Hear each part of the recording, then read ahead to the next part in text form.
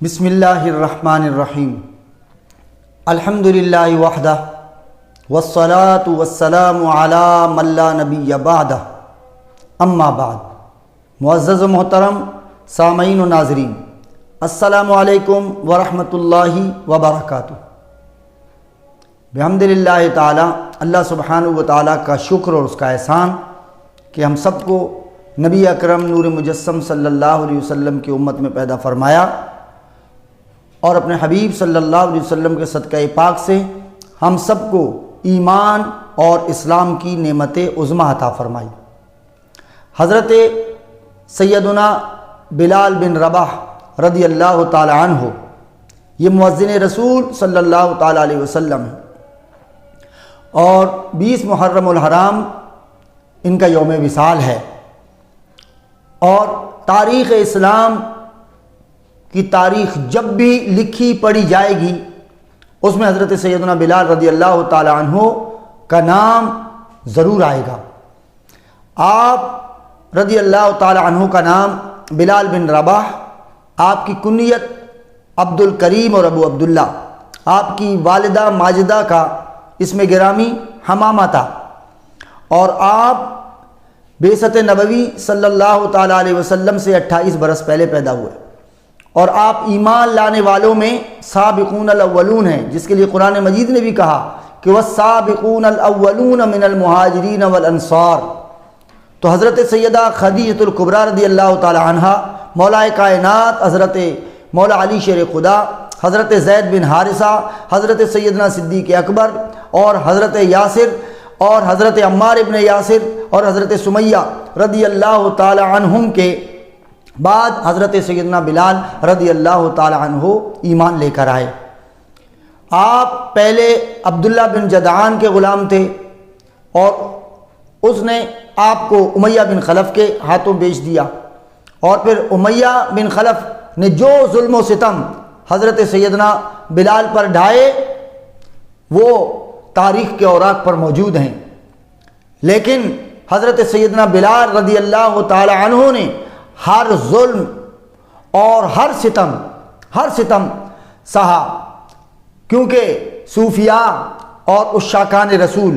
یہ جو عشق رسالت مآب صلی اللہ تعالی علیہ وسلم کا ٹائٹل ہر ایک لگانا چاہتا ہے، لیکن کہتے ہیں کہ یہ عشق نہیں آسان، بس اتنا سمجھ لیجئے ایک آگ کا دریا ہے اور ڈوب کے جانا ہے۔ خالی ٹائٹل عاشق رسول کا لگا لینا یہ اتنا آسان نہیں ہوتا، بلکہ عاشق تو وہ یہ کہتے ہیں کہ لطف سجن دم بدم اور قہر سجن گاہ گاہ، انج بھی سجن واہ واہ تھے، انج بھی سجن واہ واہ۔ جب حضرت سیدنا بلال رضی اللہ تعالی عنہ کو گرم ریت پر لٹایا جاتا، آپ پر بھاری سینے پر بھاری پتھر رکھا جاتا، آپ کی چربی پگھلتی، آپ پر مظالم ڈھائے جاتے، تو پھر وہ تو جھوم جھوم کر زبان حال سے کہتے مارو مارو مار مکھاؤ، میرا عشق نشے وچ آیا۔ حضرت سیدنا بلال رضی اللہ تعالی عنہ پر مظالم ہوتے ہوئے دیکھ کر جب حضرت ورقہ بن نوفل نے کہا کہ اپنے جان بچانے کے لیے، ان مظالم سے چھٹکارا حاصل کرنے کے لیے، ویسے ہی زبان سے اسلام اس بات کی اجازت دیتا ہے کہ اگر کوئی کسی کا دل ایمان پر اسلام پر مطمئن ہو، اگر وہ زبان سے کلمہ کفر کہہ دے تو اس پر کوئی حرج نہیں ہوتا۔ ورقہ بن نوفل نے کہا بھی، لیکن حضرت سیدنا بلال رضی اللہ تعالی عنہ نے کہا کہ اگر یہ میری جان بھی لے لیں لیکن میں یہ الفاظ نہیں کہوں گا کہ میں رسول اللہ صلی اللہ تعالی علیہ وسلم کی رسالت کا اور اللہ سبحانہ و تعالیٰ کی وحدانیت کا انکار کرتا ہوں، یا میں دامن مصطفیٰ صلی اللہ علیہ وسلم چھوڑنے کے لیے تیار ہوں۔ کہا کہ میں یہ زبان سے کہنے کے لیے بھی تیار نہیں، اور اللہ سبحانہ و تعالیٰ بڑا بخشنے والا اور ناصر و مددگار بھی ہے اور بہترین انتقام لینے والا ہے۔ اور واقعی پھر اللہ سبحانہ و تعالیٰ کا جب انتقام اور عذاب کا کوڑا چلا تو آپ پر مظالم ڈھانے والے، آپ پر ظلم و ستم کرنے والے جتنے بھی دشمنان اسلام اور دشمنان بلال تھے وہ سب اس صفحہ ہستی سے مٹ کر ختم ہو گئے، اور آج ہم سیدنا بلال رضی اللہ تعالی عنہ کا ذکر کر رہے ہیں، اور یہ سارے مظالم جو حضور صلی اللہ علیہ وسلم کے وفادار ہوتے ہیں، اور دین کے ساتھ ایک کمٹمنٹ کے ساتھ چلتے ہیں تو اللہ سبحانہ و تعالیٰ کہ ان کی یاد کو اور ان کے ذکر کو ہمیشہ زندہ رکھتا ہے۔ رسول کریم صلی اللہ تعالیٰ علیہ وسلم یہ جو حضرت بلال نے مظالم سہے، ظلم و ستم سہے، لیکن اس وقت پوری غلامی کی اور اس ابتدائی زمانے کے سارے مظالم اس وقت بھول گئے ہوں گے حضرت بلال رضی اللہ تعالیٰ عنہ کو، جب حضور صلی اللہ علیہ وسلم معراج سے تشریف لائے اور فرمانے لگے بلال تم ایسا کیا عمل کرتے ہو کہ میں جب جنت میں گیا معراج کی شب تو جنت میں نے تمہارے قدموں کے چلنے کی آواز سنی۔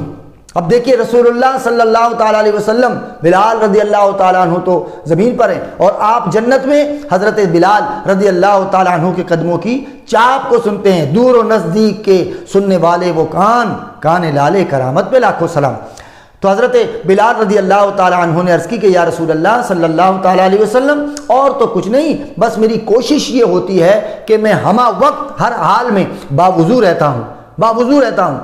اور جیسے ہی وضو اگر ناقص ہوتا ہے میں دوبارہ وضو کر لیتا ہوں اور حالت وضو میں رہتا ہوں، اور جب میں وضو کر لیتا ہوں تو 2 رکعت نماز تحیۃ الوضو پڑھتا ہوں۔ تو رسول کریم صلی اللہ تعالیٰ علیہ وسلم نے فرمایا تمہارا یہی عمل عند اللہ مقبول ہے، اور اسی کے سبب وہ قدموں کی چاپ میں نے جنت میں تمہاری سنی ہے۔ اور یہ جملے سن کر کہ جنت میں ان کے قدموں کی چاپ رسول پاک صاحب الاولاق صلی اللہ علیہ وسلم نے سنی تو حضرت بلال کی ساری تھکان اتر گئی ہوگی، سارے ظلم و ستم اور وہ سارے زخم مندمل ہو گئے ہوں گے جب حضور علیہ السلام نے یہ فرمایا کہ تمہاری قدموں کی چاپ میں نے جنت میں سنی۔ اور حضور علیہ السلام کا یہ جملہ حضرت بلال کے لیے کسی تمغے سے کم نہیں تھا۔ جب صدیق اکبر رضی اللہ تعالیٰ عنہ آپ رضی اللہ تعالیٰ عنہ کو خرید کر لائے اور حضور علیہ السلام کی بارگاہ میں پیش کیا تو نبی کریم صلی اللہ علیہ وسلم نے فرمایا ابو بکر تم مجھے بھی بلال کے خریداروں میں شامل کر لیتے، یہ رسول اللہ صلی اللہ علیہ وسلم نے فرمایا۔ اور حضرت بلال رضی اللہ تعالیٰ عنہ کو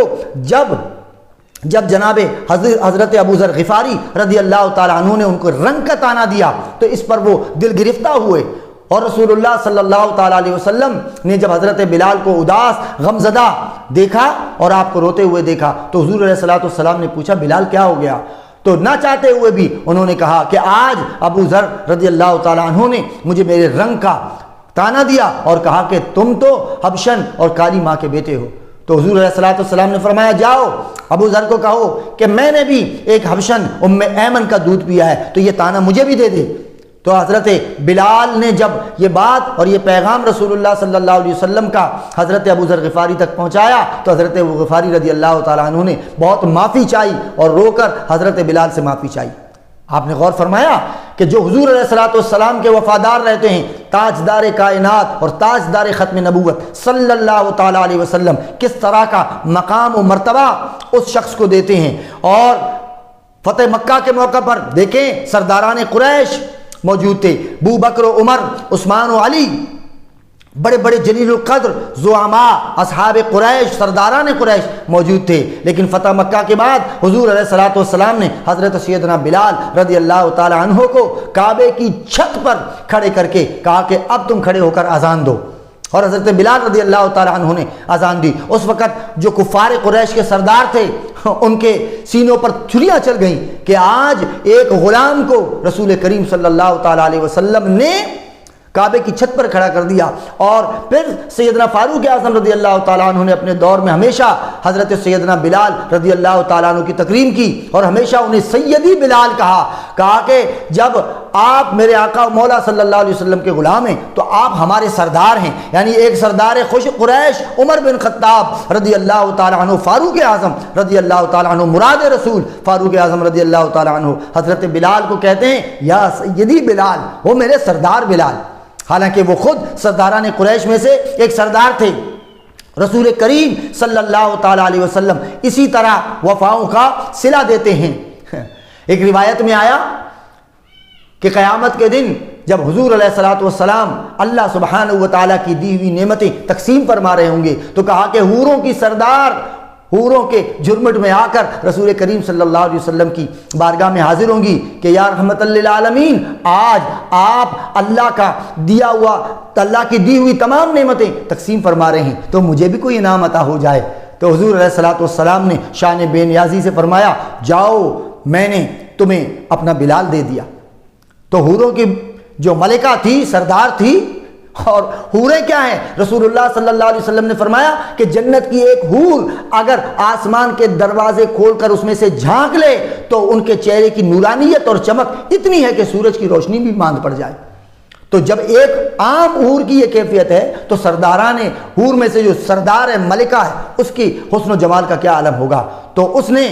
حضور علیہ السلام کے جب اس بات کو سنا کہ بلال تمہیں دیا تو اس نے سوچا ہوگا، کہا یا رسول اللہ صلی اللہ علیہ وسلم، آپ کے تو اتنے سونے سونے اور پیارے پیارے، حسین و جمیل اور بڑے عزت و شرف والے اصحاب موجود ہیں، ابو بکر و عمر ہیں، عثمان و علی ہیں، طلحہ ہیں، عبد الرحمن ابن عوف ہیں، سعد بن ابی وقاص ہیں، یہ بڑے بڑے جلیل القدر صحابہ ابو ذر غفاری ہیں، لیکن آپ نے مجھے بلال عطا فرمایا۔ یعنی مقصود اس کا یہ تھا کہ رنگ کے اعتبار سے اور حسن و جمال کے اعتبار سے کالا، ہونٹ کا موٹا، گھنگریالے بالوں والا،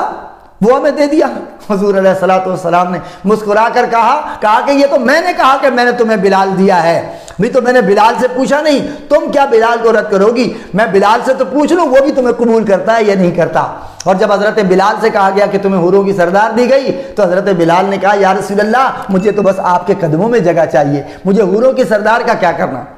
تو حضرت سیدنا بلال رضی اللہ تعالی عنہ حضور کے وصال کے بعد پھر آپ شہر مدینہ میں نہیں رہ سکے، آپ اپنے آبائی علاقے حلب چلے گئے، اور آج آپ کا مزار شریف حلب میں موجود ہے اور مرجع خلائق ہے، لوگ زیارت کرتے ہیں، دیدار کرتے ہیں اور فاتحہ خوانی کرتے ہیں۔ کیوں؟ یہی تو اقبال نے تڑپ کر کہا کہ سہیب از روم، بلال از حبش، سلمان از فارس، بو لہب سے مکہ اینچی بولا جبیس، کہ بو لہب حسن و جمال کے اعتبار سے، رنگ و روپ کے اعتبار سے اور مقام و مرتبہ اس کا یہی تھا کہ وہ مکہ کے سردار تھا، خوبصورت بھی تھا، لیکن وہ فنا ہو گیا، ختم ہو گیا۔ اور بلال جو حبش سے تھا، سہیب جو روم سے تھا اور سلمان جو فارس سے تھا، ان کا نام آج بھی زندہ ہے، لوگ ان کا تذکرہ کرتے ہیں۔ اسی لیے کہا کہ اقبال یہ کس کے عشق کا فیض عام ہے، رومی فنا ہوا اور حبشی کو دوام ہے۔ یہ حضرت سیدنا بلال رضی اللہ تعالیٰ عنہ کی عظمت شان ہے۔ اللہ سبحانہ و تعالیٰ عشق بلالی کا کوئی ذرہ حضرت بلال رضی اللہ تعالیٰ عنہ کے صدقے سے ہمیں بھی عطا فرمائے۔ وآخر دعوانا ان الحمد للہ رب العالمین۔